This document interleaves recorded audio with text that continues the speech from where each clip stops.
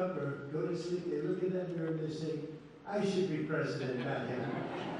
So I said, despite that, it's a very friendly group. And it really is many, many friends and very competent people. Over the past year, we've already achieved a historic turnaround for our country. With unprecedented speed, we solve intractable problems. We really have done something. It's been an incredible first year for all of us. We've transformed stagnation into growth, weakness into strength, and chaos into order, liberty, and justice. We have done that. Today, our border is secure. Murders are at a 125-year low. Think of that. Core inflation is the lowest in 5 years and going down. Prices are going down really rapidly. We inherited a mess, and we brought them down a lot, and we're going to go still further. And our military is more powerful than ever before, and we're just respected all over the world. Like I would say, we have maybe never been, but certainly not for many decades. Working with your states, wherever we can achieve so much more. Your governors, you're great people, you're great leaders. You're just about all very popular. I know every one of you, and you've all had a pretty easy time becoming governor. That's because you've done really good work. From Thomas Jefferson to today, America's governors have been among the smartest, most creative, most talented Americans our country has ever produced. So many people, they leave other positions. I will not say the Senate, but we can say that, and they want to be governor. Would you explain that to me, Mr. Governor? And we're going to save the Great Salt Lake. You know that, right? He's got a problem. He came in to see me today. These are the kind of things. He said, sir, we have to save the Great Salt Lake. I said, explain this to me, please. And in that city called Salt Lake City, somebody said, where is it located? I said, it's located in Salt Lake City, right? So he said, we're losing water rapidly, and it's getting smaller, drier. And you tell those people we're going to work on it really hard. We're going to save it. We're not going to let that go. That is what I call a real environmental problem, not using hairspray and I'm going to ruin the ozone, okay? I'm in my apartment in Trump Tower. The building is totally sealed off, and if I use hairspray, they say, sir, you're creating an environmental hazard. That's not the kind of thing we want to talk about. But saving the Great Salt Lake, that's what we're going to be doing, okay? So this was a good trip for you, Governor, and I'll tell you what, because I heard you're the most popular guy there. Now, we put out a statement, and you're in pretty good shape. But there's no coincidence that 17 governors have gone on to become the President of the United States. I'm not surprised by that at all.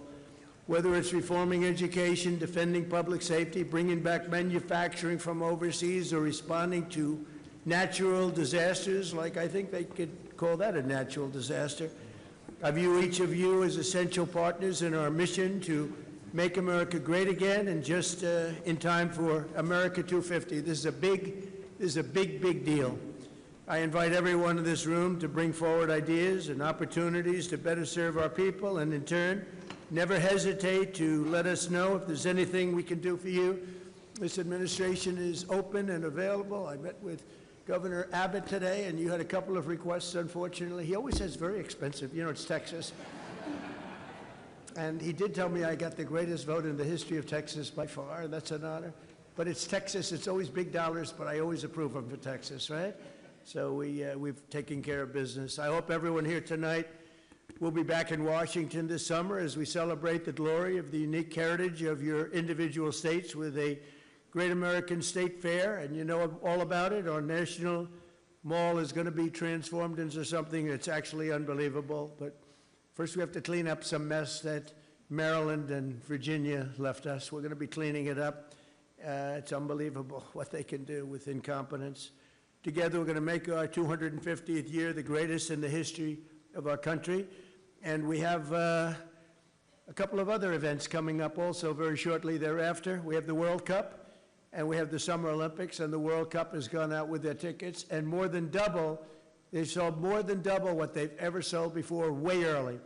And it's unbelievable. The numbers they've done, Susie, are unbelievable. They just came back, and it's really, really special. It's going to be something that I think that there will be nothing like this period of time. You know, when the election was rigged and I missed my normal second term, I said, this is terrible. But I was the one that got the Olympics, and I was the one that got the World Cup. The problem was I was going to be president for another 4 years, and this was going to take place. Mr. Governor, you're doing a good job in Louisiana. We did a good job in that very special city of yours, too, with crime, didn't we? Huh? He said you cleaned it out. New Orleans, we cleaned it out. You never had, and your Mardi Gras was a big success, right? But we have so many different things that we can be so proud of, and what's going to happen and what has happened when this horrible event took place with the election, 2020. And I said, this is terrible. And then I said, you know what, I got to do it again because we did so well in that second election. I said, I got to do it again. And I did it again, and then all of a sudden they're saying, sir, the Olympics are coming up. Sir, the World Cup's coming up. Sir, 250 years is coming up. Now, I took credit for the Olympics, I took credit for the World Cup, and I'm trying to take credit for the 250 years, but I'm not getting away with it. I'm getting hammered. I tried to take credit for 3, but I'll take credit for 2 of the 3.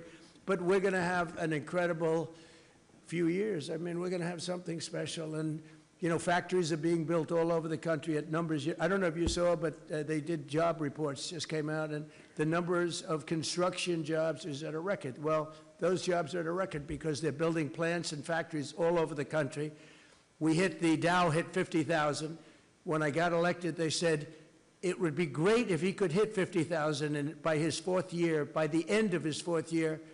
And I hit it by the end of my 1st year. And then we hit 7,000 on the S&P, and 7,000 was even more difficult. They said it's probably impossible in 4 years, but 5 or 6 years out, well, we did it in 1 year, and you're all the beneficiaries of it. So I just want to thank you. I want to congratulate you for all of the incredible work you've done.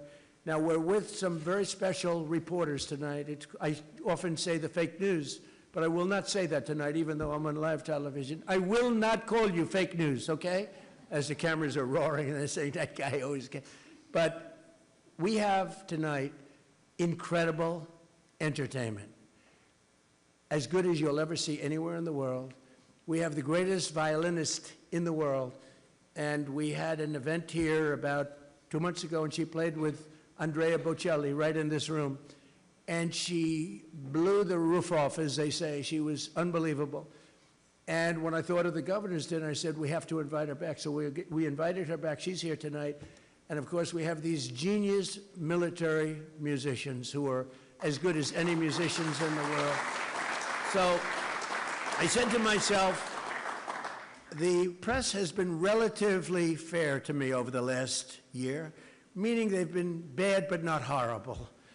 And I said, if you'd like, should we, by vote, allow the press to watch the great finale that we have planned tonight with the musicians? If you'd like to do it, you can do it. And look at them, they're all dressed up and all looking beautiful. So if you'd like, should we vote, governors? Who's in favor of letting the media watch the great finale tonight of the greatest musicians in the world? I'm in favor. Anybody in favor? Okay. Well, you win by a slight, it's not exactly unanimous, but that's all right. We understand they are politicians after all. So if you'd like to come back a little bit later, we'd love to have you. You'll see some unbelievable entertainment. So governors and spouses and everybody that's here, and my cabinet members, my great cabinet members, so many are here.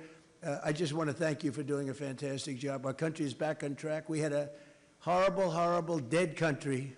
1.5 years ago, we were dead. Now we have the hottest country anywhere in the world, as said by many leaders of the world. And speaking of leaders, we have a great leader, a great military leader named Pete Hegseth, and he is going to say grace. He's a man who turned out to be absolutely fantastic at what he does, and you know what he does. And he's turned out to be an incredible inspiration to the men and women in our military. Again, 1.5 years ago, 2 years ago, we couldn't get anybody to go into the military.